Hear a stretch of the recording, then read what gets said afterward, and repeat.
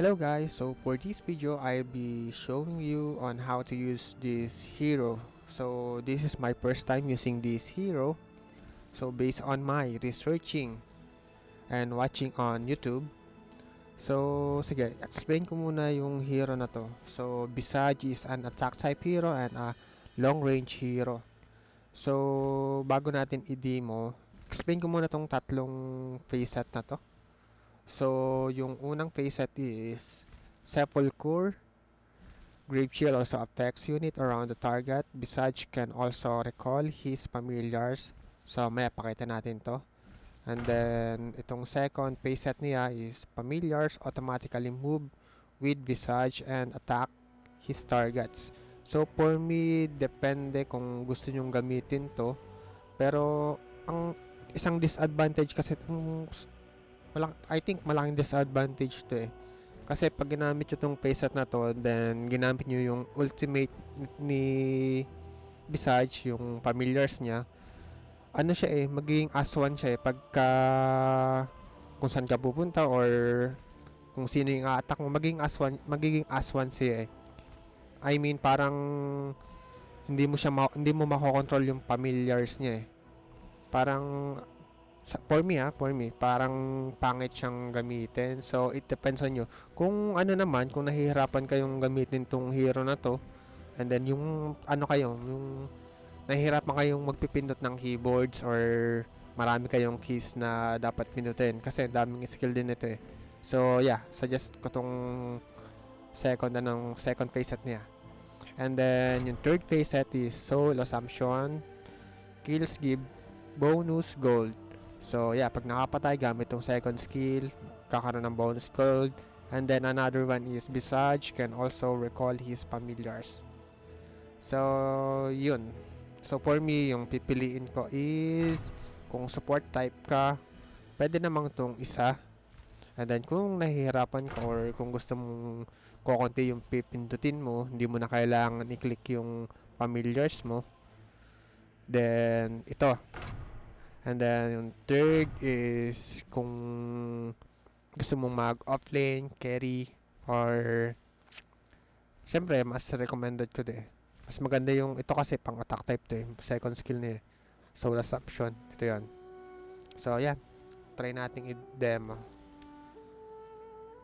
Pakita ko sa inyo kung paano, ano yung pinagkaiba ng mga playset na yan. So, yung pinili nating playset is that tall, yung second skill niya. Try tayo ng Prepare for battle. Level to max natin. And then, lagay tayo ng isang enemy.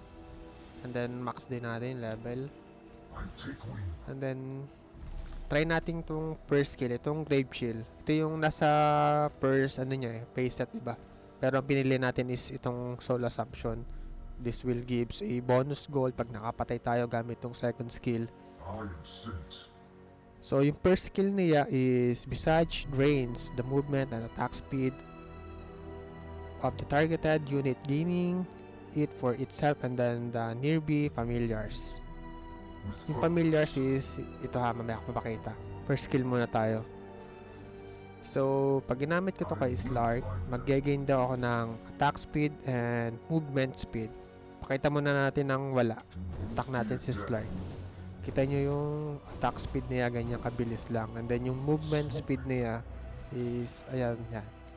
Try natin gamitin ngayon si first skill. Then attack natin yan. Mas may additional siyang mas bumilis siya. Then try natin pre-spell. And then yung movement speed niya is mas mabilis. Makikita naman natin may icon namang lumalabas dito. Try natin first skill. Ito, movement speed increased by 24% and attack speed increased by 70. So, yun. And then yung second skill niya is Soul Assumption, which is ito yung pinili nating playset. Visage gathers charges of soul essence each time nearby heroes take more than 100 damage. When the essence is released, it deals base damage as well as damage for each gathered soul charge. So parang ito, yan. Meron siyang icon dito. Ito yung charges niya. Try natin i-attack. 1. So, yun. Hanggang, I think hanggang 4 yung ano niya bago siya mag-charge. And then, yung bilang niya is try ulit natin. 1, 2. So, yung added na ano, na charges is parang sa first attack niya is 1 stick lang tong ano, charge. And then, sa second attack is 2. Di magiging 3 na. Then, kumbaga 1, 2, 1, 2. Try natin. Hanggang 4 attacks sa kalaban para mag-max. 1, 2, 1, 2. Yun o. Then, try natin i-gamitin yung second skill ng walang charges. Check natin yung damage niya. Ayun o. Sobrang sakit. Sobrang sakit pagka walang charges. Alisin natin. Try ulit natin. Walang charges. Ayun. Sobrang sakit. Parang katiting lang ata. So, try natin yung kapag may charges. Yan, max. Try natin. Ayun. Mas maganda kung naka-max talaga. And then, pagka na-kill natin, gamit yung second skill natin, magkakaroon tayo ng bonus gold gamit itong ano. Ito yung base set na pinili natin. And then, meron pa dito eh. Pag nearby heroes take more than 100 damage. So, parang pagka, lagay tayo ng isang kakampi natin dito. Nakalagay dito pagka nag-take ng more than 100 damage yung ating kakampi, kapag itong enemy is inattack tong kakampi natin, and then naka more than 100 damage, parang magkakaroon din siya ng charge dito eh. Magkaka-charge si Visage dito kapag tinitira niya tong enemy, and then magkakaroon din siya ng charge kapag itong kakampi naman niya is in-attack. Try natin. Hindi tayo attack, yung kalaban lang. Kailangan yun o. Ganun. Okay. Kaka-charge din siya.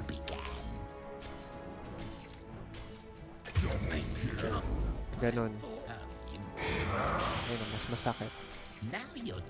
So, ang third skill naman, Gravekeeper's Cloak.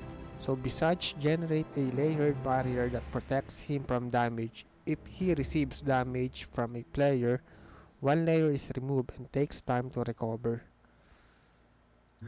Passive skill siya, wala siyang icon, hindi siya napipindot di gaya nitong dalawang skill. So, nasan ba yun? Ito yan, Gravekeeper's Cloak, gaining bonus damage, reduction per stack. So, bali, 4 lang yung stack niya eh. Try na, barrier, parang ano siya eh. Yeah, barrier siya. Try natin kung mawawala. So, per attack, per attack, mawawala yung barrier niya eh. Bumabalik siya. Try natin. Mas malambot pagka ano. Mabilis naman bumalik eh, barrier. So yun, nagkaka-icon din yung second skill, may lumalabas naman dito eh. So yun, and then yung ultimate niya, yung SS niya, try natin ngayon. So yun, magkakaroon ng familiars, dalawang familiars. Ito yung sinasabi ko kanina ng familiars. So bali, balik tayo dun sa face set kanina. Itong face set niya to, familiars. Ito yung sinasabi kong hindi ko recommended, pero kung medyo nadadamihan ka ng pipindutin sa keyboard mo or nahihirapan ka, okay naman yun, pwede. Ang disadvantage lang kasi nun is ito, as one siya eh. Kung i-click mo si Visage, kasama mo siya mismo, yung familiars na yan, kasama mo siya. Pero yung disadvantage nung payset na yon, yung paid followers, is hindi mo makokontrol itong isang familiars niya eh. Hindi mo magagawang i-control na ganyan. Hindi mo magagawang ganyan. Kasi, as one na siya. Still, magagamit mo yung skill na yan na stun, pero hindi mo makokontrol ng ganito eh. Sayang din to eh. Advantage din to eh. Pwedeng naka-hide tong isa. Tapos attack mo to. Tapos i-stun to. Hindi alam ng kalaban. Pero depende sa inyo. Your middle tower is under attack. And then, ano pa ba nakalagay dito? Conjures 2 blind familiars to fight for Visage. Familiars possess the stone form ability. So, may skill siya yan. May skill din siya. Stone form. So, parang may heal din ba to? Yan o. Gaining invulnerable. So, hindi mata-attack. Bawal matak ng kalaban while naka-stun stone. And then gaining 200 bonus regen. Try natin yata. Kasi yun, no? So, hindi matake, okay. That's right. The shadow spreads. And then, ano pa ba dito? Stunning. While in storm form, familiar are invulnerable and rapidly generate familiars grant high bounty when killed. So yun, the ability can be, ayun, meron pang kasama, yung sa playset natin, meron pa siyang kasamang Visage can also recall his familiars. So, try natin yung recall. In the Outcast state, to recall Visage familiars after 4 seconds during which they cannot attack or act.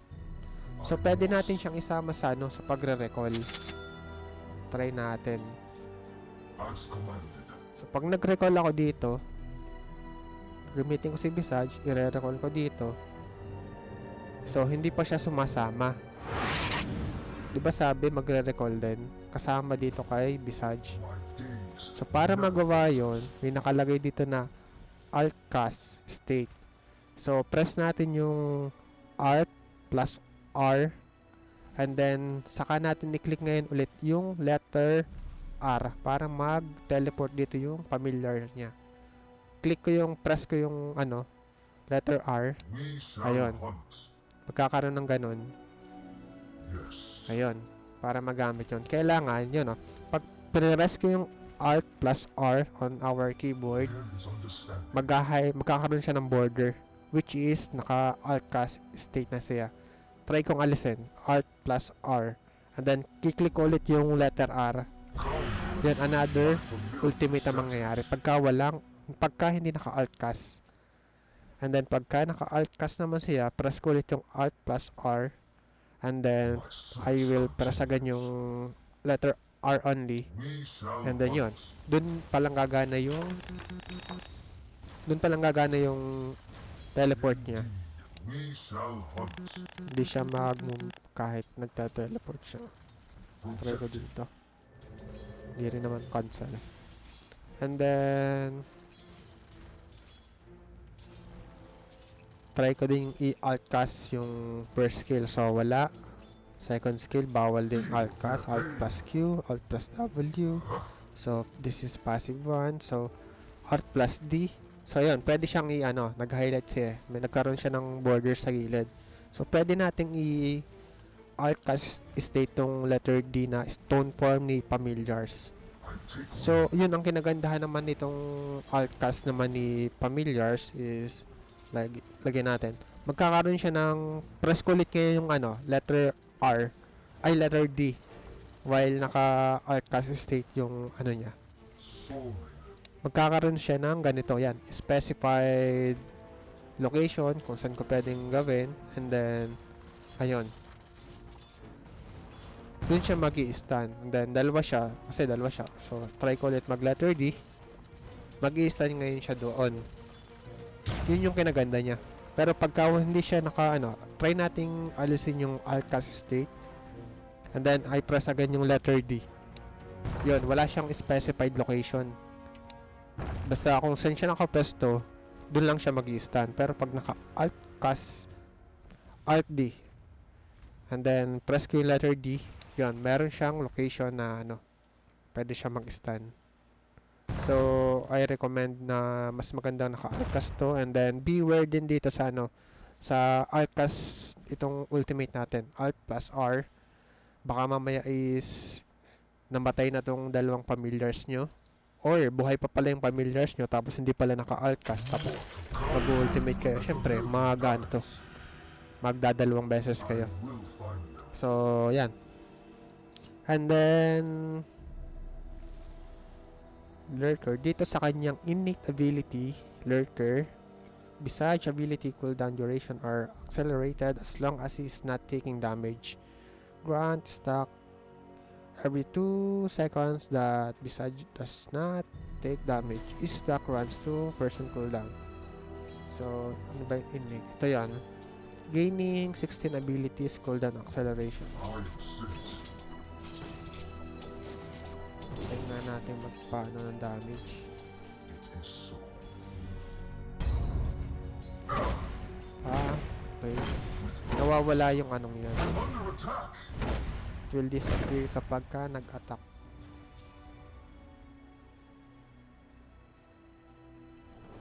Ayan, stack, spade, after 2 seconds upon taking any damage.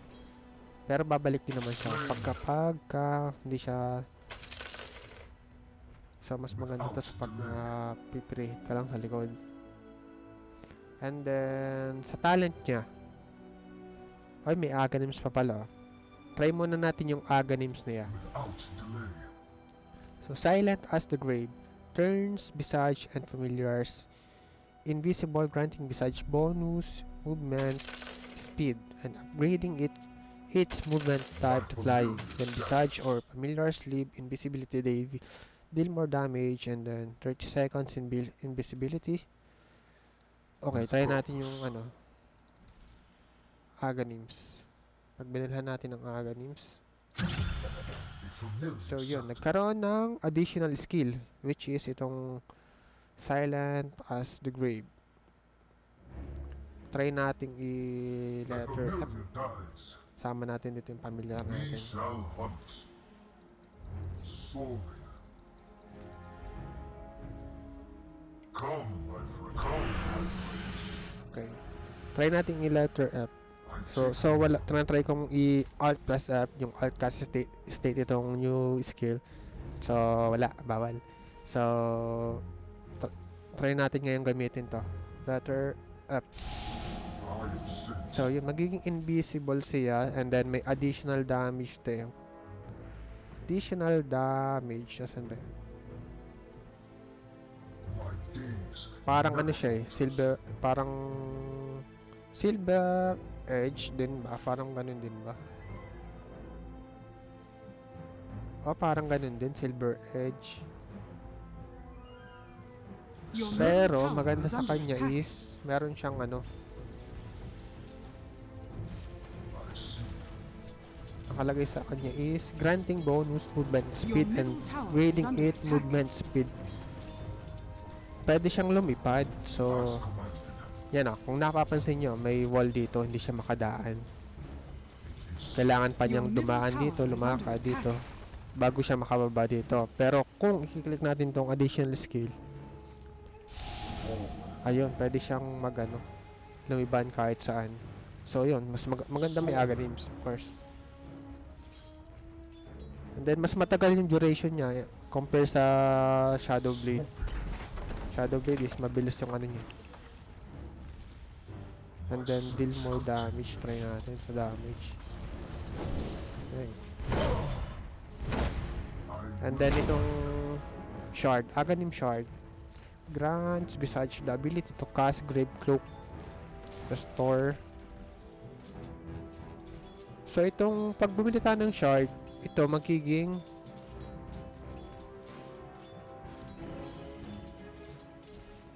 clickable siya. Try natin. So yun, kanina wala to. Hindi siya pwedeng i-click, 'di ba? Passive siya. Ngayon, breakable na siya eh. Once na nag-buy tayo ng shard. And then yung kinaganda nito is parang yung stone form ng familiars niya. Ito. When I click yung stun, mag-i-stun siya. Ganyan. And then may regen. Granting 200 bonus regen. And then compare naman dito, yes. kapag kinilik ko to, so 25 restore up to 25% of your health. May stun din siya and then may Try natin dito. There is understanding. So kung nasa saan yung position mo, dun lang siya mag-i-stand. Try natin letter E. Wala siyang specified eh. So kung nasa saan lang yung position mo, dun lang siya mag-i-stand.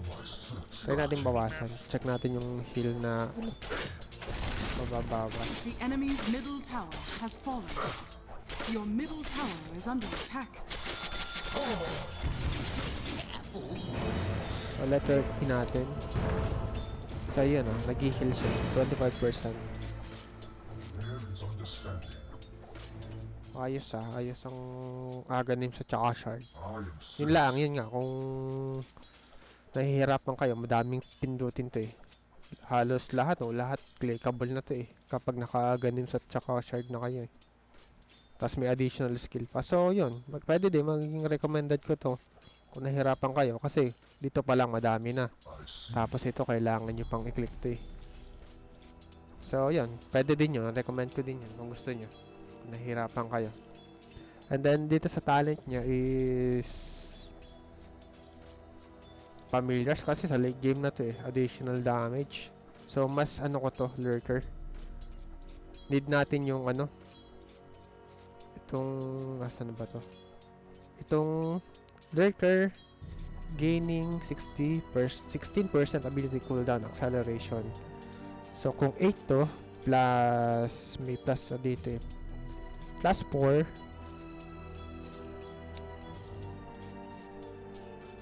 okay, plus 4. So, gaining ngayon ng 18. Kanina 16. So, plus 4 yun. 12. Maximum niya. So, 24. So, yun. Mas ko to, recommended kesa dito. Kasi, skill to eh. Mas mabilis yung cooldown. And then, dito naman sa pangalawa, kung gusto nyo ng ito slow and then gaining attack speed, movement speed, okay, go kayo dito, grave shield, or depende kung gusto nyo ng damage, kung kung gusto nyo mag killing steal, Your middle tower is under attack. ito.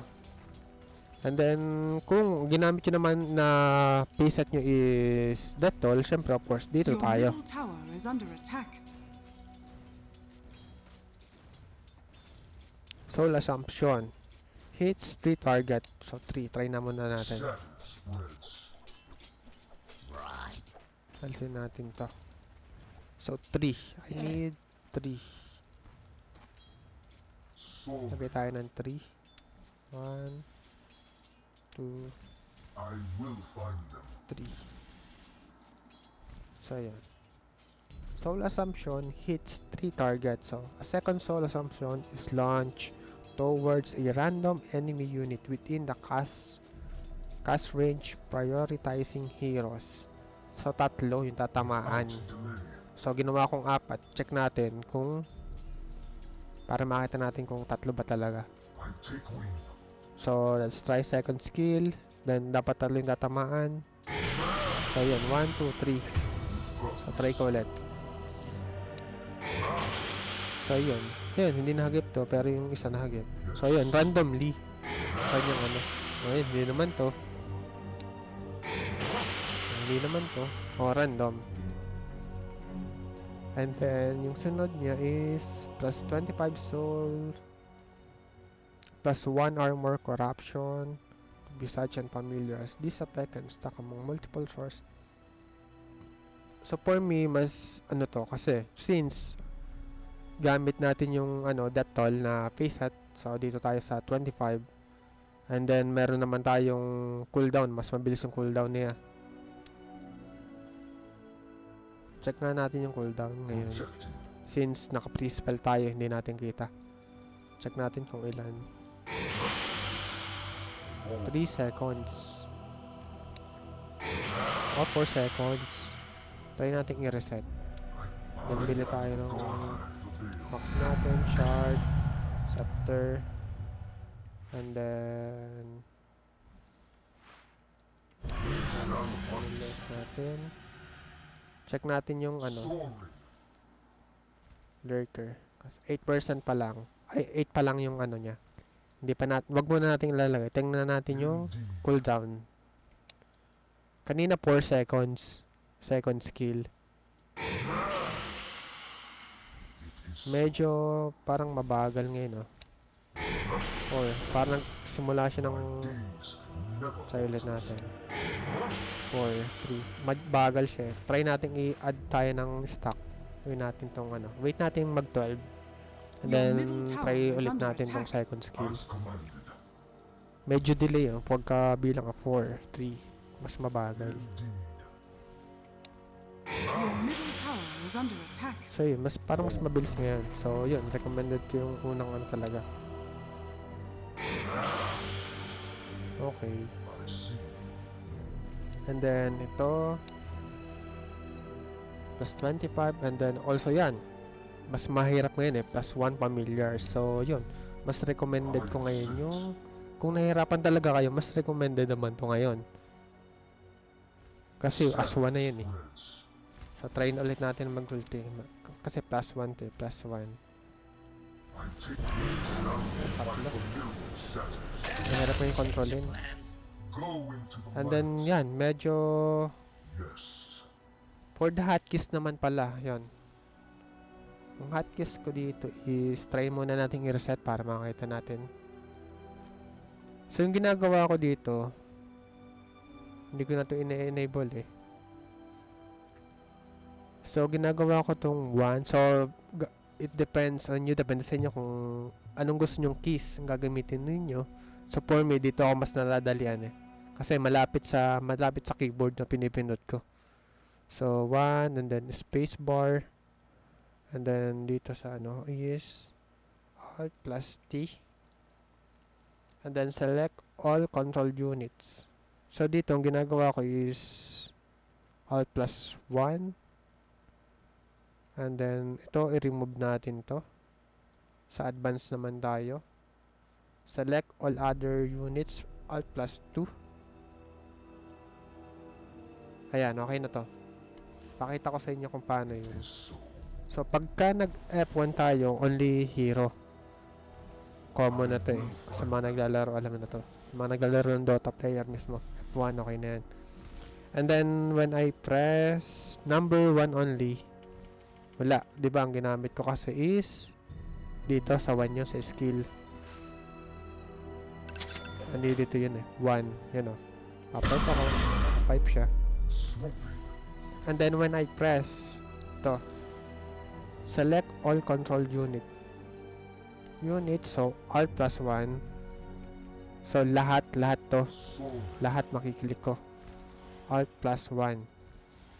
And then when I press Alt plus 2, select all other units. So I will press With purpose. Alt plus 2. Alt plus 2. So, only familiars. Hindi kasama si Visage. So, Alt plus 2. Only familiars. Alt plus 2. And then, Alt plus 1. All. Kasama si Soaring. Visage. Alt plus 2. Familiar. And then, pagka i-control naman natin tong familiars na isa-isa, kasi pag kinalik nyo yung tab, all pa rin yan eh.